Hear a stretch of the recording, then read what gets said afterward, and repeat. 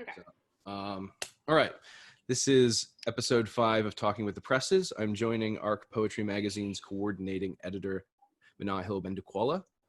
And Manahil, I wanted to sort of direct our attention, if I may, to the beginnings of Arc in 1978, when 3 professors from Carleton University in Ottawa began Arc with an aim to counteract burgeoning chauvinism and extend an arc to encompass Canadian contributions. So I wonder if you discuss a little bit about the ways in which the magazine has sustained this vision and how you would characterize Arc Poetry Magazine's vision in 2020.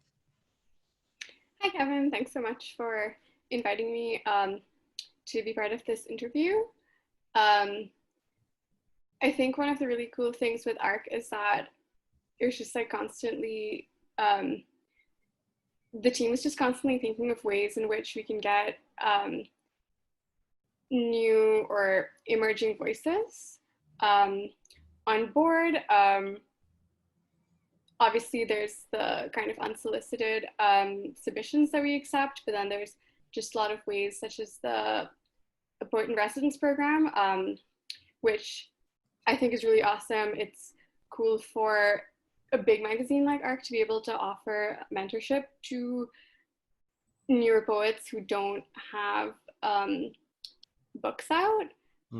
And I think one of the things is getting through that slush file can be really difficult. So this is one of those ways in which, even if your work isn't necessarily ready for the magazine, it's not just getting lost, which I think can tend to happen. Yeah. So someone sends work that's not quite publishable to Arc, but it is between the threshold of refusable or rejectable and publishable. And then what does the poet in residence, who currently is Randy Lundy, do in order, like, what does that relationship look like that's then established with these contributors? Yeah. Well, so with Randy Lundy, he is the Indigenous poet in residence. So that is a program that was just piloted this year and is just for Indigenous poets. Yeah. But it works in a similar way to the kind of regular poet in residence program that there is going, where poets based in Canada who don't yet have a book out either submit work, or in a lot of cases it's work that we read in the slush file and send out invitations based on just, again, yeah, like things that don't quite make it to being published, but still definitely have potential and still like should be recognized for that. And then the poet in residence works with these writers to kind of like polish and edit their work, give mentorship, and yeah, like help them work on those essentially. And I mean, presumably, well, do you know how long offhand the poet in residence program has been going? You mentioned the Indigenous poet residence and poet in residence program has just been recently instantiated, but yeah, I'm not too sure about that. Okay. No worries. Yeah, but it runs for 8 months, and there's like each poet gets a month-long kind of mentorship. Yeah. And I suspect that sort of editor-writer relationship would translate often into like editor-writer relationships, maybe in the context of books or chapbooks down the road. Like, it's a great opportunity. Yeah, definitely. Like, we just kind of got an email from someone who'd worked with, I think, Marilyn Dumont in the context of Arc, and was just talking about how even though the poems she workshopped hadn't ended up in Arc, like that mentorship was really beneficial and helped with the kind of like work that was in her book that came out. So like things like that, which is really nice to see. Yeah. Excellent. So what drew you to Arc? When did you first become aware of it? Were you submitting before you tried to join the editorial board? How did that process come about so that you joined your position now? Yeah, so I was in my undergrad at Carleton, and I think one of the things with Ottawa is that it's like a pretty kind of tight-knit and small literary scene. So it's like encountered art around the city. About a year before I joined as coordinating editor, I started volunteering for the magazine as a first reader. And that, just kind of on a side note, I think it was really interesting and beneficial to be reading submissions that are coming in from that back end, and seeing the process that occurs when a big magazine is narrowing down like these thousands of submissions into what eventually goes into the magazine.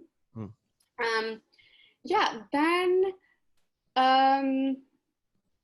there was an opening, and I kind of inquired about it. I'd been involved with a magazine a student-run magazine at Carleton, Inwards Magazine and Press, that Chris Johnson, who's currently managing editor, he was also a part of. And I think like a lot of the work I did with that was on a much smaller scale, of course, similar to what was going on with ARC. So yeah, I just started in January, so sometimes I still definitely feel new to the position. Yeah. And like, what kinds of responsibilities are entailed by the title of coordinating editor, I wonder? Well, yeah, as the name kind of suggests, it's coordinating a lot of things. It involves many emails. No doubt. Yeah. So coordinating like the submissions that are coming in and getting those like from the readers to the poetry editors to the kind of editorial board, and really just making sure all of that moves smoothly. Same kind of goes because we publish reviews of poetry titles. It's like working between like the reviewers and the reviews editor. Yeah. I see. So that's not to say then that you would be directly editing any of the material. You're like facilitating the job of the editors, basically. Yeah, and it's sort of so that then they can focus on kind of what their job is. Yeah, well, kind of here like making all the small things happen. So appreciating that those on the editorial board who are actually making calls in terms of what gets published and what doesn't, what becomes involved in the poet in residence or Indigenous poet in residence programs, and then what obviously gets rejected. They would all have different approaches to editing, but I wonder whether there's like an ethos that you'd say was like characteristic of the way in which the editorial board operates, whether there are particular types of writing that they're looking for, or whether there are adjectives that you describe to the work incoming that they're most likely to publish. That's interesting, because I think it's definitely like reading the final content, like reading the magazine, I can definitely see a voice in there. And I think it's sometimes like hard to characterize that when it's just sort of coming in. And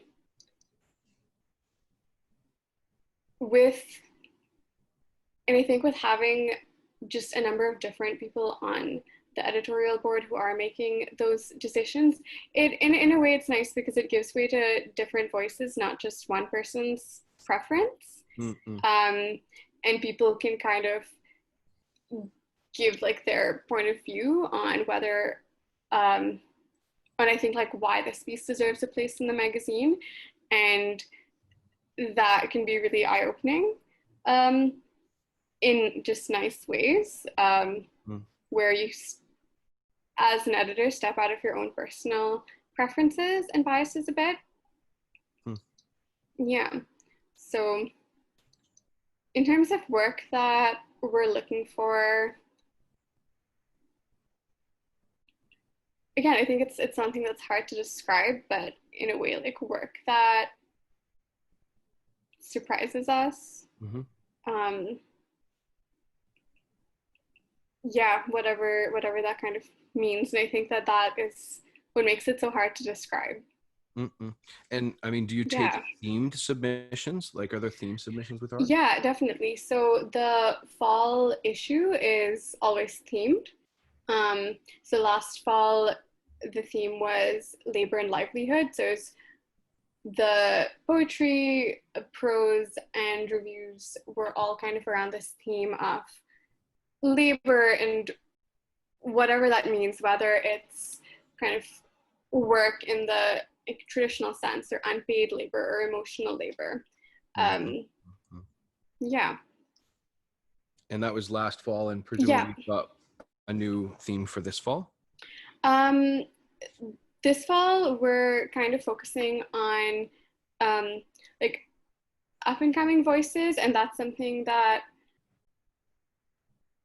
is interesting. Where we were talking just about what emerging means, because I think emerging often becomes something that the associations are usually young poets, when that's not necessarily always the case. Right, right. Yeah, yeah. Hmm. So Um, yeah.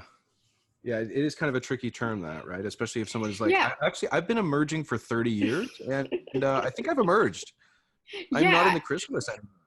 Yeah. yeah. Or someone who is older and is just like just starting out in that space, and it's like where's the space for them. And I think that comes out especially with just programs and that you can apply to and grants. And I think that is one of, going back to like the poet in residence program, like that's one of the nice things about it is the eligibility criteria. It's not based on age, it's based on like publishing a trade book, Mm-hmm. um, which, yeah, I think is less limiting. So are you looking at the possibility of like changing the language a little bit around what emerging artist means, or at least in the context of ARC? I think it might be a bit bold to say like looking to like change it, but definitely have some kind of say. Mm-hmm, mm-hmm. Yeah. So there's a one of the sort of more, I think, innovative kinds of prose that you Mm-hmm. publish is the sequence How Poems Work. Mm-hmm. And I wonder if you'd sort of riff on that a little bit, maybe discuss its impetus and what its intention is, and some of the more Mm-hmm. fruitful or beneficial, for all involved, um, um, offerings in prose of this How Poems Work, this series. Mm-hmm. Yeah, well, that one's it's cool, and because I think that sometimes like poetry can just seem very like ephemeral. You write it, you publish it, it has its kind of day in the limelight, and then that's it. It feels like it's done. Mm-hmm. Um, but How Poems Work is cool because another writer essentially is taking a work that has resonated with them in whatever way and is kind of like breaking that down Mm-hmm. and writing about it. And I think that you kind of see that happening in reviews of books and chapbooks a lot, but not really with individual poems Mm-hmm. much. So I think the space to like just talk about a poem and talk about yeah, because there's just so many deliberate choices that go into writing and crafting a poem, and it's like an interesting space to dissect that. Yeah, it almost feels like a more manageable size. I mean, like if a poet's Mm-hmm. working not for hours, but for days and weeks and potentially months, depending on how long the Yeah. editing process goes on a single poem. I mean, Mm-hmm. to look at a whole book of poems that are comprised like that and then offer like a 500-word review Yeah. would seem, you know? Yeah, definitely. I mean, I also like wrote reviews for ARC before I kind of joined as coordinating editor, and just those 500 words would just go by so quickly. It's really, it feels like all you can do is talk about like 2 or 3 poems. Yeah. And so, whereas like with one, I think really like when there's a poem that really resonates with you, just there's so much to say. On the question of reviews, I mean, I guess there would be like a variety of different ways to go about approaching that sacred task, if that's not too much, or that, I mean, I suspect for those who receive a review, especially if it's a sort of positive or at least a thoughtful one, it could be very moving because it feels like your work has been heard in some essential way. How would you characterize your approach to reviewing? How do you feel about it? How do you think about it? This sort of thing. One of the things when I started reviewing, I noticed that I started looking at books as more of a whole rather than just like different poems sort of thrown together. And just like thinking a lot about like narratives or themes that a poet is trying to explore. I've reviewed some prose, but I really like kind of reviewing poetry, and I think just getting at the like, emotions that a poet is trying to evoke. Yeah, with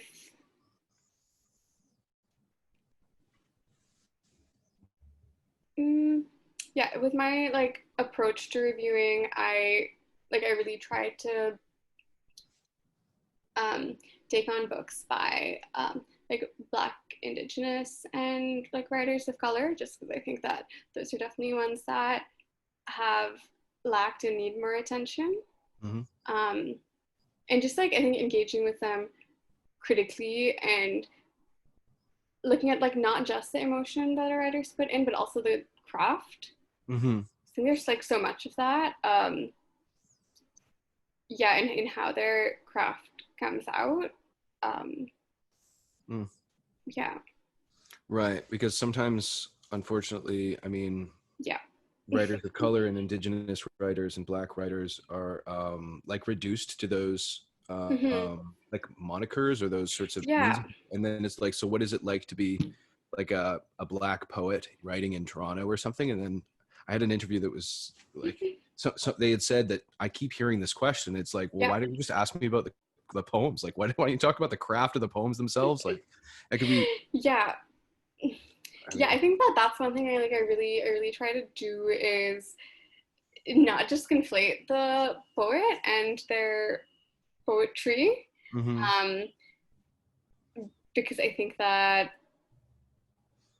and it's also in a lot of ways the poetry that I personally am often drawn to most, is that it can definitely read as semi-autobiographical, but I think it's really important to not just make assumptions that it is, and to kind of see what the poet is doing as a narrative. And I think if they say that it is autobiographical, that's different, but right. Well, it almost I mean, I suppose it is still poetry, but like autobiographical poetry almost feels closer to like memoir that's enjammed or something like that.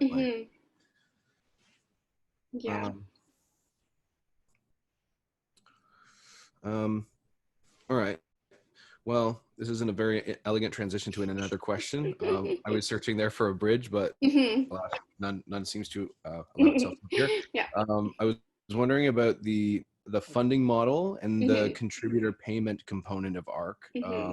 Whether you receive grants, where you'd receive them from. Presumably there's some funding coming from the university, but I'm not sure. I was wondering about that in terms of how ARC sustains itself and incoming and outgoing currency, payment and incoming. ARC receives funding from the city of Ottawa, and this isn't something I take care of, but I also believe the Ontario Arts Council.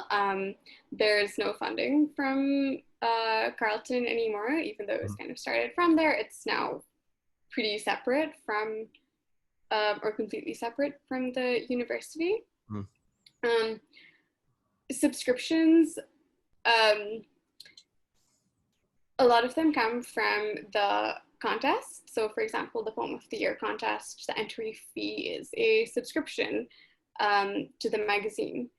And that's, I think, how a lot of magazines often generate their most of their subscriptions is through running these contests. And sort of that's why these entry fees are there. Yeah. Yeah. And yeah, I mean, and you're all volunteers, is that right or no? No. Okay. The editorial board is the arc board is a volunteer, but mine and the managing editor and the assistant editor are kind of job positions. Okay. Yeah. And I didn't mention this question in the pre-interview, but it's just come to mind. So I hope you don't mind my bringing it up because you wouldn't have expected it. But you mentioned that you'd worked with Chris Johnson in his capacity as an editor for journal and press at Carleton. I hadn't worked with him. We had just both like volunteered with the magazine at different points. Oh, okay. Yeah. Well, how would you characterize his approach to being the managing editor at ARC, and maybe anything that he, like, as the sort of any lessons about leadership, or how can he lead in a literary context that you see? I don't know if he's going to be watching this, but like, he's very, very organized and meticulous and thorough. I think that is just really nice to work with, especially as I kind of started out and obviously had a lot of questions, and then kind of a lot of things that I was still learning were happening during a pandemic. So all were happening virtually. Yeah, and I think that like one of the things that I just really appreciate about him is like he's always looking to like listen to what the team has to say and taking in that input. Like he's not really sitting there making kind of editorial calls without consulting the board. It's really like he really works to make it sure that it's a team team effort, which I think, again, trying to do virtually and trying to organize that virtually is definitely no small feat. So yeah. I've heard it said too that like on film, like 95% of directing is casting well.